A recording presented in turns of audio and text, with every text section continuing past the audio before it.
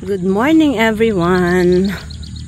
Kumusta ang lahat? This morning gusto kong ipakita sa inyo yung yung tanim na kangkong ni Kuya Tony. Si Kuya Tony siya yung nagbabantay ng nag-aalaga ng palay dito sa bukid.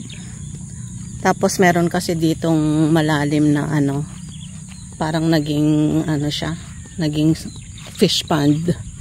So ang ginawa ni Kuya Tony, naglagay siya ng ng kangkong. Ito guys yung kangkong ni Kuya Tony. So kami nakakalibre na kami ng pangsinigang. Hindi ko na kailangan bumili sa palengke ng kangkong kasi pag bumili ka ng kangkong sa palengke medyo mahal din. Parang 10 pesos yata or 15 pesos ang isang tali ng kangkong. Ayan, 'di ba? Ayan ang libreng pang sahog natin sa sinigang. Kaluluto ko lang actually ng sinigang na baboy. Dito ako kumuha ng natin ng kangkong. Ayan ang tataba ng kangkong. Tapos hanggang doon 'yan. Ito. Hanggang doon. Ayan hanggang doon. Hanggang doon yung kangkungan na 'yan.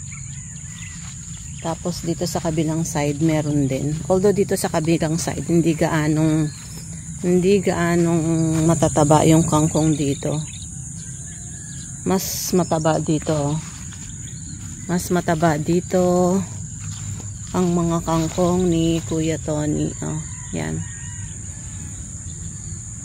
Yan. So hindi ko na kailangan bumili ng gulay na pansahog sa sinigang. Ay minsan bumibili pala ako ng mga iba, sitaw, okra, ganyan kasi wala tayong tanim na sitaw at saka okra, talong ngayon. Pero like ngayon ang linagay ko lang sa sinigang kamatis, sibuyas, sili, pang-asim, tapos ito kangkong, dinagdagan ko na lang ng kangkong.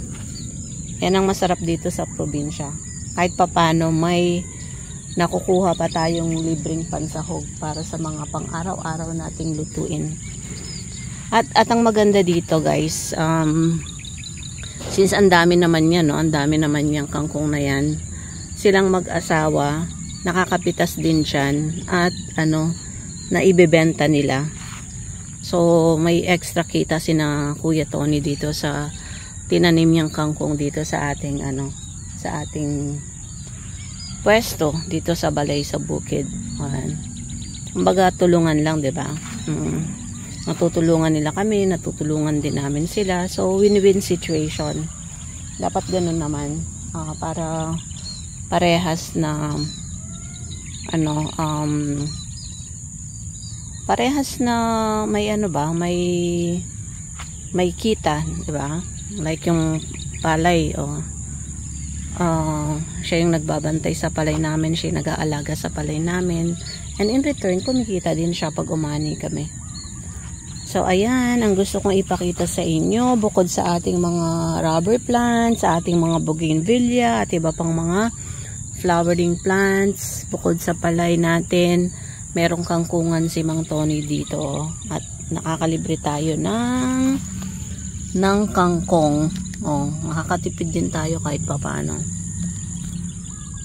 Ayan.